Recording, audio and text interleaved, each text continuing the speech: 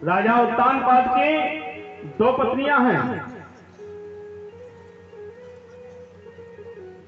सुनीति और सुरुचि। सुरुचि का अर्थ है स्वयं की रुचि, अपनी रुचि पे चलना, और सुनीति सुंदर नीति पर चलना। बड़ी पत्नी कौन है? सुनीति। और सुरुचि है छोटी। महाराज उत्तानपाद की जो रानी है सुनीति, पुत्र नहीं है, अभी पुत्र नहीं है। एक दिन राजा आखेट के लिए गए, सुरुचि के सौंदर्य को देखकर राजा मोहित हो गए और गंधर्व विधि से विवाह कर लिया। विवाह करके लाए। विवाह कई प्रकार के होते हैं, स्वयंवर विवाह, गंधर्व विवाह, रायसी विवाह, स्वयंवर विवाह। जैसे ही गंधर्व विधि से विवाह करके लाए और सुरुचि ने पूछा ये कौन है घर पे आके? बोले ये हमारी जेठी पत्नी, बड़ी पत्नी। बोले ये रहेगी तो हम नहीं रहेंगी। वो एक गर्भवती थी, इसको निकाल दीजिए। तो राजा ने सुनीति को महल से बाहर निकाल दिया और सुरुचि महल में रहने लगी। और सुनीति को तो 250 ग्राम आटा नित्य देते हैं। सुनीति भगवान का भजन करने वाली है, फिर भी उसने कोई बुरा नहीं माना। संतों के पास जाती है, सत्संग करती है। पुत्र पैदा हुआ, नाम रख दिया ध्रुव। संतों ने, क्योंकि संतों के पास जाती थी, पूरे 4 वर्ष हो गए। महात्मा कहते हैं बेटी वरदान मांगो। धन्य है सुनीति, क्या वरदान मांग रही है? ऐसी कौन सी नारी हो सकती है जो जिस नारी के कारण महल से निकलना पड़ा हो और उसी के लिए वरदान मांग रही है? क्या कहती हैं? महाराज यदि वरदान देना चाहते हैं तो यह वरदान दे दो, मेरी जो छोटी बहन है उसके पुत्र हो जाए। मांग सकती है कोई मां? क्या मांगा?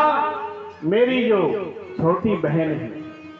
महात्माओं के आंखों से आंसू झरने लगे। कहते हैं धन्य है ऐसी बेटी को जो आज तू उस सौतन के कारण महल से निकाली गई और उसी के पुत्र मांग रही हो।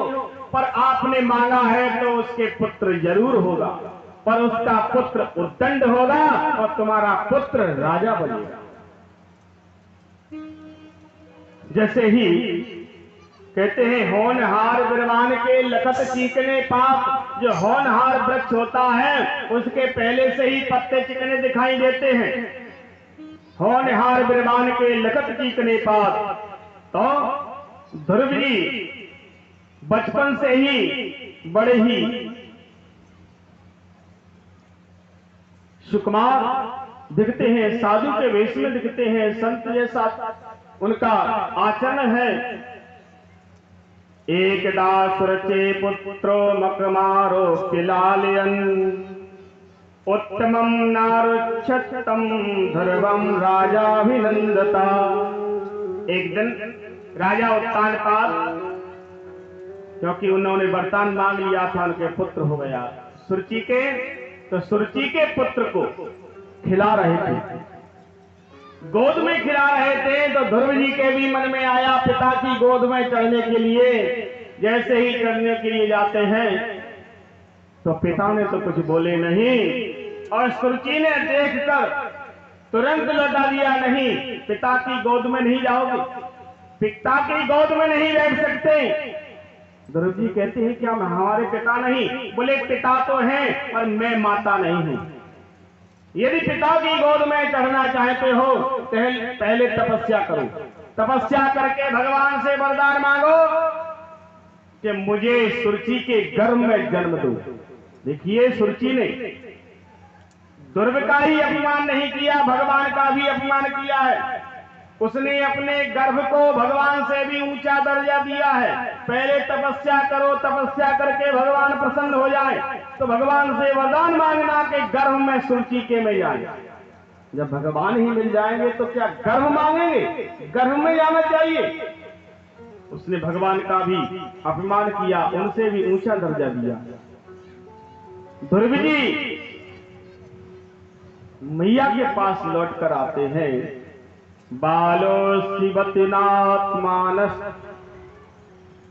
बच्चे ही तो हैं, आकर रो रो के मैया से कहते हैं, रोए रोए कहे ध्रुव महाराज, मैया मोए मोसी ने मारो।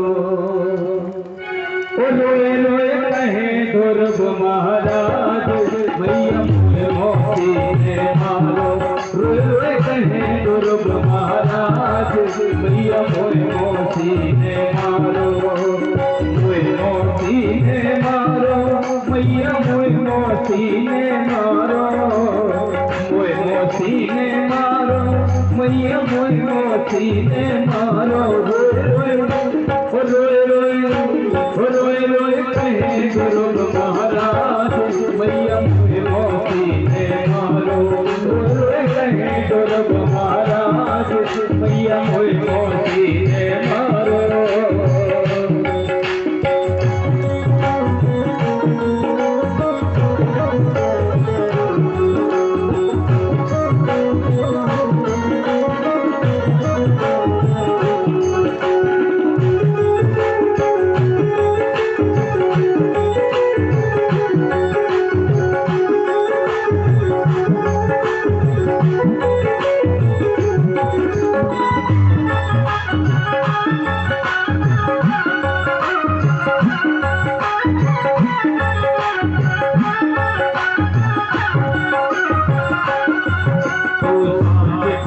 मोरी मैया मैं कौन पिता को छैया। बता मोरी मैया मैं कौन पिता को छैया। ध्रुव जी महाराज पूछने लगे कि हे मैया, आज तुमको बताना ही पड़ेगा कि मैं कौन से पिता को बेटा हूँ। का मेरे पिता ये राजा उत्तानपाद नहीं है। मैया से कहते हैं रो रो कर ध्रुव जी के, हे माँ मैं कौन पिता को छैया, तू सच बता मोरी मैया। मैं कौन पिता को छैया, तू सच बता मेरी मैया। मैं कौन पिता को छैया, तू सच बता मोरी मैया। मैं कौन पिता को छैया, तू सच बता मेरी मैया। वो मेरे पिता नहीं महाराज, मैया मोए मोसी ने मारो। मेरे पिता नहीं महाराज, मैया मोए मोसी ने मारो। रोए रोए कहे ध्रुव महाराज, मैया मोए मोसी ने मारो। रोए रोए कहे ध्रुव महाराज, मैया मोए मोसी ने मारो।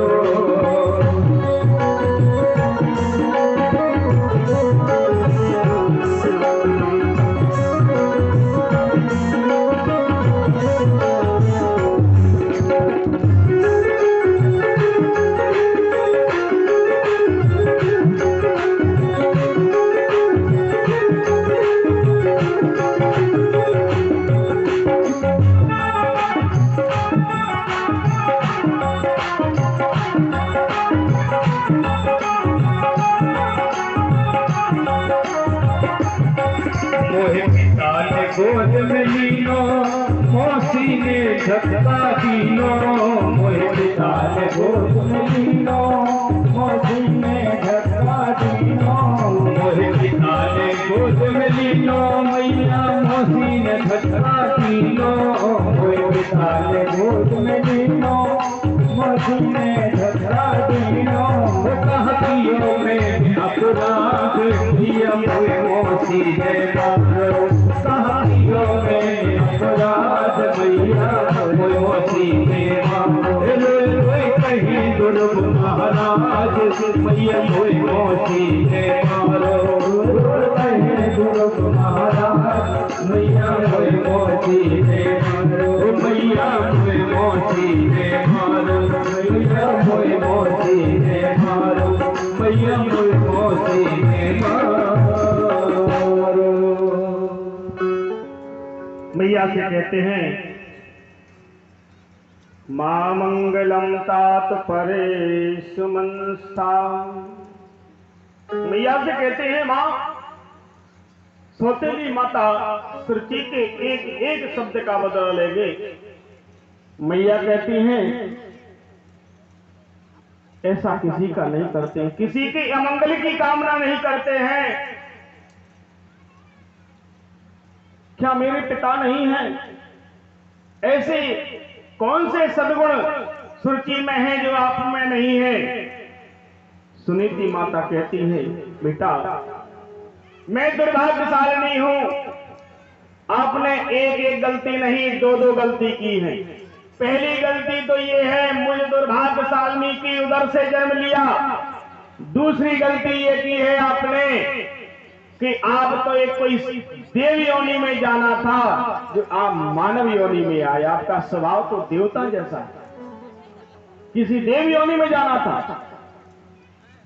और माता ने जो कहा है कि तपस्या करो, तो तपस्या तो करनी ही चाहिए।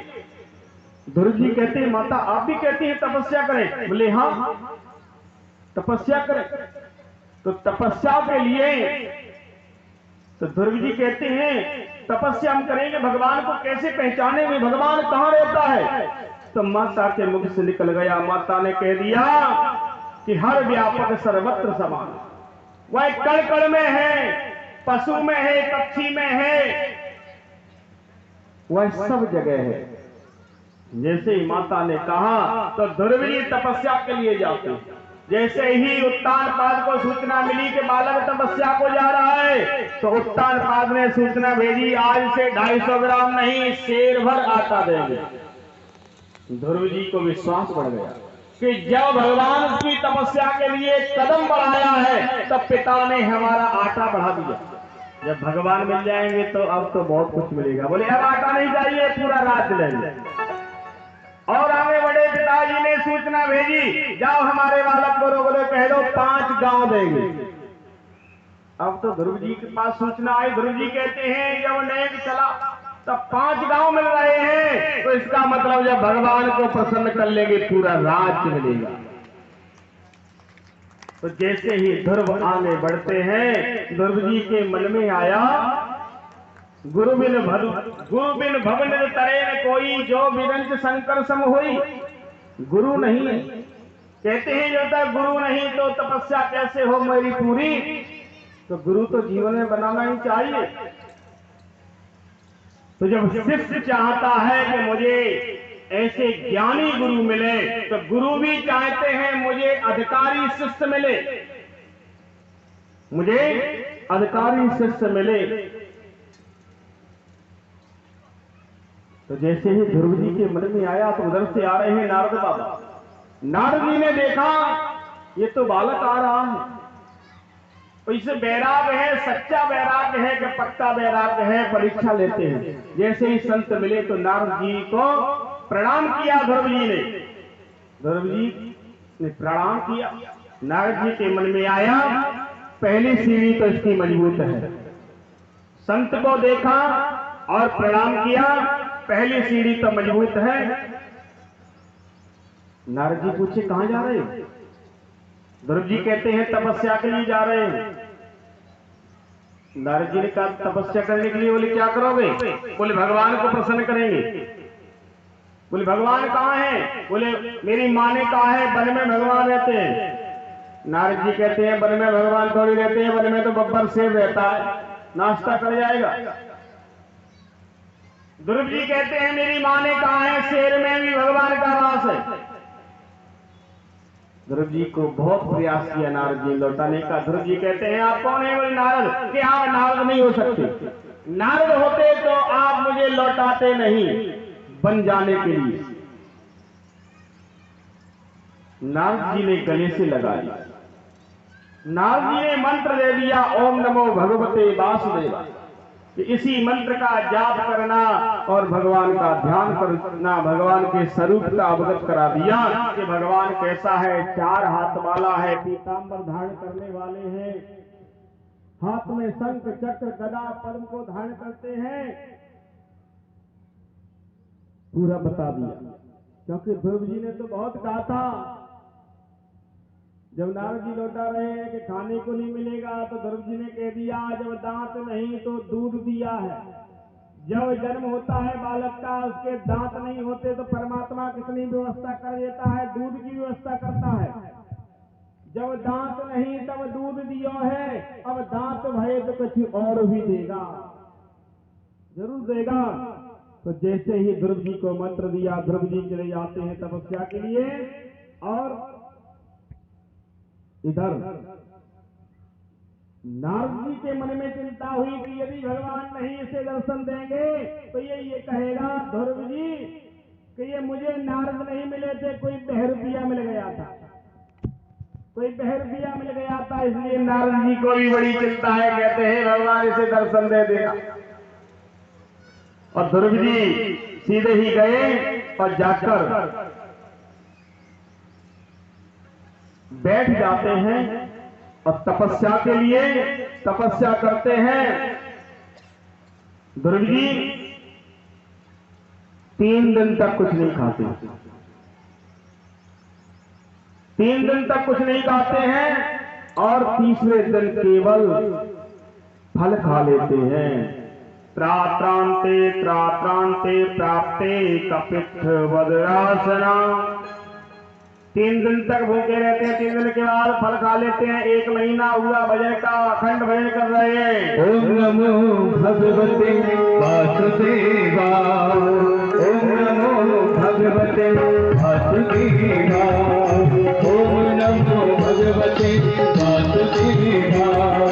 वासुदेवाय मेरे वासुदेवा, वासुदेवा मेरे वासुदेवा, वासुदेवाय मेरे वासुदेवा, वासुदेवाय मेरे वासुदेवा। ओम नमो भगवते वासुदेवा, ओम नमो भगवते वासुदेवा, वासुदेवा। जैसे ही दूसरा महीना प्रारंभ हुआ भजन का, तो 6 दिन तक कुछ नहीं खाते, 6 दिन तक कुछ नहीं खाते हैं और 6वें दिन केवल पत्ते खा लेते हैं, वृक्ष के पत्ते खा लेते हैं और अखंड भजन चल रहा है। वासुदेवाय मेरा कृष्ण चंद्रा, वासुदेवाय मेरा कृष्ण चंद्रा, कृष्ण चंद्राय मेरो राधा बल्लभा, कृष्ण चंद्राय मेरो राधा बल्लभा। ओम नमो भगवते वासुदेवाय, ओम नमो भगवते वासुदेवा, वासुदेवा, वासुदेवा। जैसे ही 2 महीने पूर्ण हुए, तीसरे महीने में उन्होंने 3 दिन और बढ़ा दिए। 9 दिन तक कुछ नहीं खाते हैं, 9 दिन तक कुछ नहीं खाते हैं और 9वें दिन के बाद जल पीते हैं। फल पत्ते छोड़ दिए, केवल जल का पान करते हैं और जल का पान करके अखंड भजन कर रहे हैं। वासुदेवाय मेरे रामचंद्रा, वासुदेवाय मेरे रामचंद्रा, रामचंद्राय मेरे रामचंद्रा, रामचंद्राय मेरे रामचंद्रा। ओम नमो भगवते वासुदेवा, ओम नमो भगवते वासुदेवा, ओम नमो भगवते वासुदेवा, वासुदेवा, वासुदेवा, वासुदेवा। 4था महीना आया, 4थे महीने में 12 दिन तक कुछ नहीं खाते। 12 दिन के बाद केवल हवा पान करते हैं। पानी भी छोड़ दिया, इतनी तपस्या की है, पानी भी छोड़ दिया, अखंड भजन भगवान का कर रहे हैं, ध्यान करें। और जैसे ही 5वां महीना आया, पंचमे मास प्राप्ते जित श्वासो नृपात्मजा ध्यानम ब्रह्म पदे केने तस्थौ स्मरणानुष्पाचला। क्या किया? जैसे ही 5वां महीना प्रारंभ हुआ, पंचमे मासे प्राप्ते, एक पैर से खड़े हो गए, एक पैर से खड़े हैं और हवा का भी पान करना बंद कर दिया, हवा भी नहीं पीते हैं, श्वास को चढ़ा गए और अखंड भजन कर रहे हैं। एक पैर से खड़े भगवान का अंतर ही अंदर हृदय में ध्यान करें। कृष्ण का नाम सोना, राम का नाम सोना, कृष्ण का नाम सोना, राम का नाम सोना, दोनों का नाम सोना है, दोनों का काम सोना, दोनों का नाम सोना है, दोनों का काम सोना। कृष्ण का नाम सोना, राम का नाम सोना। ओम नमो भगवते वासुदेवाय, ओम नमो भगवते वासुदेवाय, वासुदेवाय मेरे वासुदेवाय, वासुदेवाय मेरे वासुदेवाय, ओ वासुदेवाय मेरे वासुदेवाय, वासुदेवाय मेरे वासुदेवाय। ओम नमो भगवते वासुदेवाय, ओम नमो भगवते वासुदेवाय, वासुदेवाय वासुदेवाय।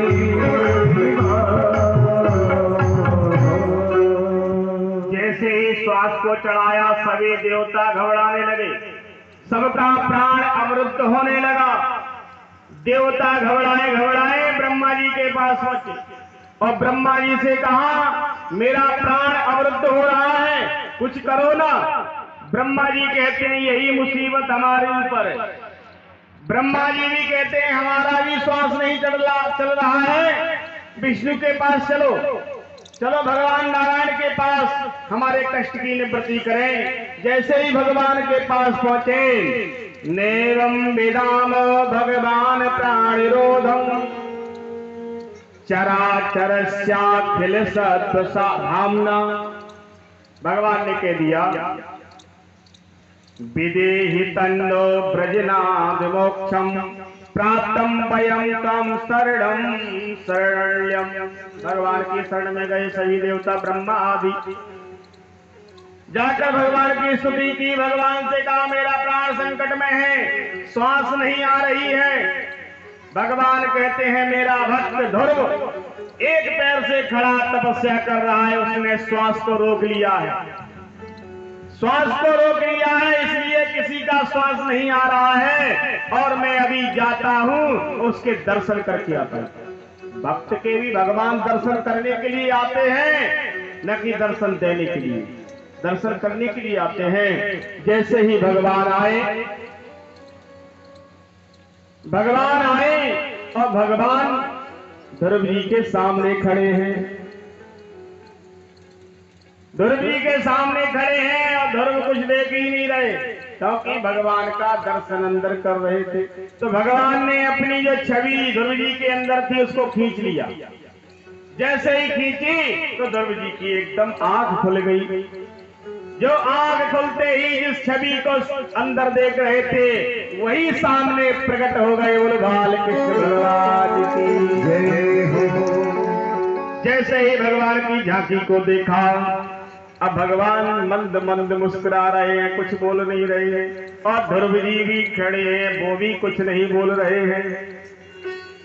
ध्रुव जी नहीं बोल रहे हैं, भगवान कहते हैं कैसा भक्त है ये कुछ बोल नहीं रहा है, और ध्रुव जी कह रहे हैं और हम इनसे बोले क्या, मुझे बोलना ही नहीं आता है। कहते हैं भगवान की स्तुति की जाती है और मैं स्तुति किन शब्दों में करे, मुझे करना नहीं आता है। इधर जब भगवान मुस्कुरा रहे हैं, और ध्रुव जी मुस्कुरा रहे हैं। इस हंसी को देखकर आकाश में देवता बड़े खुश हो रहे हैं, मुस्कुरा रहे हैं। वो कह रहे हैं देखो ये ध्रुव खड़ा है, भगवान सामने खड़े हैं, कुछ मांगता क्यों नहीं है। अगर ऐसा मौका मुझे मिलता तो बड़ी लाइन लगा रहे थे मांगने की। विचार करो, जब स्वयं भगवान मिल गए फिर क्या मांगना है। इन देवताओं की हंसी को देखकर महाराज सुखदेव जी हंसने लगे। सुखदेव जी जब हंसे तो सुखदेव जी की हंसी को देखकर राजा परीक्षित भी हंसने लगे। और राजा परीक्षित जी जब हंसे तो जितने भी वहां संत बैठे हैं गंगा के किनारे वो सभी हंसने लगे। क्यों हंसे? भगवान तो इसलिए हंस रहे हैं, कुछ मांग नहीं रहा। देवता हंस रहे हैं कि ये मांग लेता, हमारे पास नंबर आता तो हम बहुत बड़ी घड़ी लगा देते। सुखदेव जी इसलिए हंस रहे हैं जब भगवान ही मिल गए तो मांगना ही क्या है। और सुखदेव जी की हंसी को देखकर राजा परीक्षित जी इसलिए हंसे कि धन्य है ऐसे वक्ता, जिन वक्ता ने इस कथा के माध्यम से उस पर ब्रह्म की झांकी का दर्शन करा दिया, भगवान की झांकी का दर्शन करा दिया। और जितने संत बैठे हैं वो इसलिए ऐसे आए। राजा परीक्षित को 2 दिन हो गए और इनको श्राप लगे, और ऐसे श्राप में संकट की अवस्था में धन्य है ऐसे वक्ता जिन्होंने राजा परीक्षित को हंसा दिया। क्योंकि जब कष्ट होता व्यक्ति को तो हंसता नहीं, आए कथा के माध्यम से हंसा दिया, इसलिए वो प्रसन्न हो रहे हैं। क्योंकि विष्णुराज श्रोता है और वक्ता, विष्णुराज वक्ता है और ब्रह्मराज श्रोता है।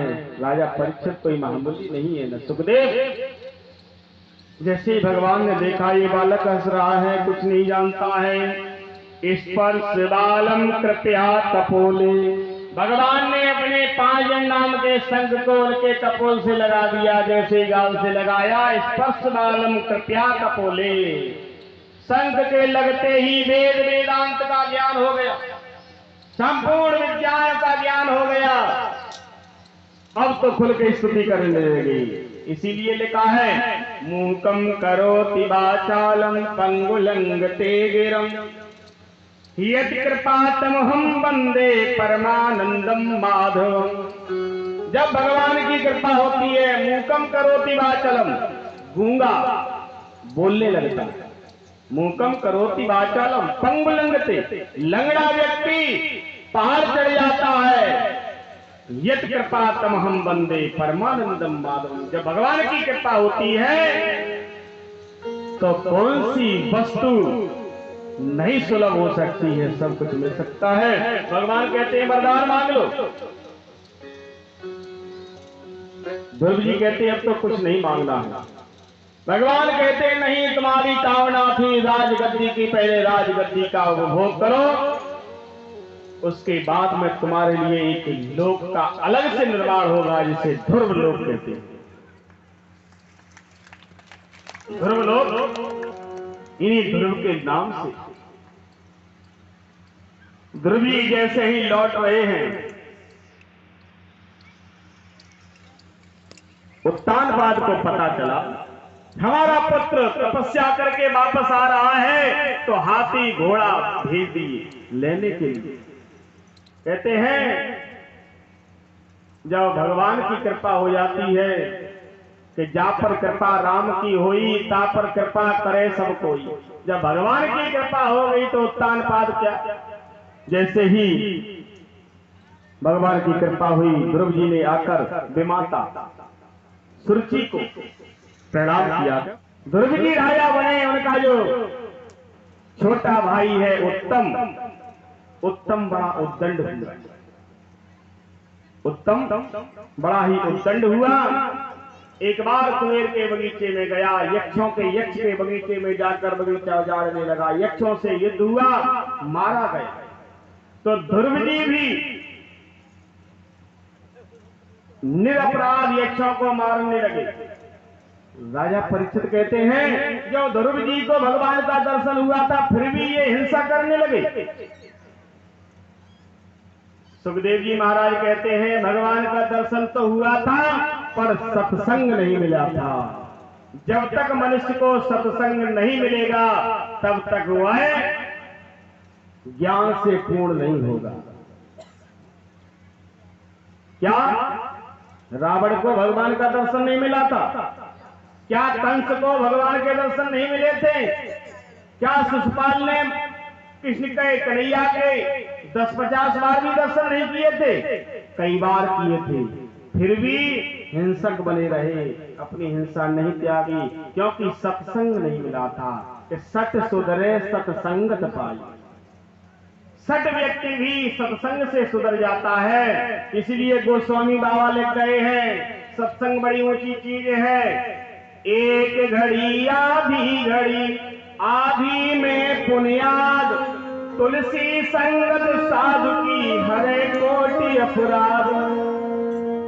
सत्संग जरूरी है, सत्संग करना ही चाहिए। देखिए भजन एकांत में हो सकता है, भजन एकांत में हो जाएगा, आराधना प्रभु का ध्यान एकांत में हो जाएगा, पर सत्संग एकांत में नहीं होगा। सत्संग यानी साथ जने का संग, संतों का संग। इसलिए ध्रुव जी ने सत्संग नहीं किया था, इसलिए उनकी बुद्धि में ये नहीं आया कि इनको मारे। उन्हीं के बड़े बाबा आए, उनके बाबा आए मनु महाराज। मनु महाराज ने उनको ज्ञान उपदेश दिया, सत्संग बताया, उन्होंने युद्ध को विराम कर दिया। ध्रुव जी के लिए मृत्यु आई है, मृत्यु देवी आई है। जब ध्रुव जी ध्रुवलोक के लिए जा रहे हैं, मृत्यु देवी आई है, तो मृत्यु देवी आई, वह कहती है यानी मर जाओ, मर जाओ। कि बगिया में ऐसा न कोई फूल खिला, खिलने के बाद मुरझाया रहो, विदना का अटल नियम रहा, जिसने जन्म लिया उसे मर ना पाए। ध्रुव जी कहते क्या इसका मतलब हम मर जाए? बोले हाँ, मुझे स्वीकार करना पड़ेगा, मुझे स्वीकार करना पड़ेगा। मृत्यु देवी से कहा आप झुको। जैसे ही मृत्यु देवी झुकी और मृत्यु के सिर पर पैर रख के ध्रुव जी ध्रुवलोक को गए। यानी मृत्यु स्पर्श करनी पड़ी है कि आया है सो जाएगा राजा रंक फकीर, कोई सिंहासन चढ़ चला कोई बंधा जंजीर। मृत्यु तो सबकी निश्चित है, मृत्यु होनी है, सबकी होनी है, पर फर्क है। मंजिल तो सबकी एक है, रास्ता जुदा जुदा। रास्ते दूसरे हो सकते हैं, मंजिल एक ही है। मंजिल तो सबकी एक है, रास्ता जुदा जुदा। पानी तो सब में एक है, बर्तन अलग अलग, बर्तन अलग हो जाएंगे। पानी तो सब में एक है और रास्ता तो सबकी एक है, मंजिल तो सबकी एक है, रास्ता जुदा जुदा, रास्ता दूसरा हो सकता है। इसलिए ध्रुव जी मृत्यु देवी के सिर पर पैर रख के ध्रुवलोक के लिए गए और वहां उनको ध्रुवलोक में वास मिला।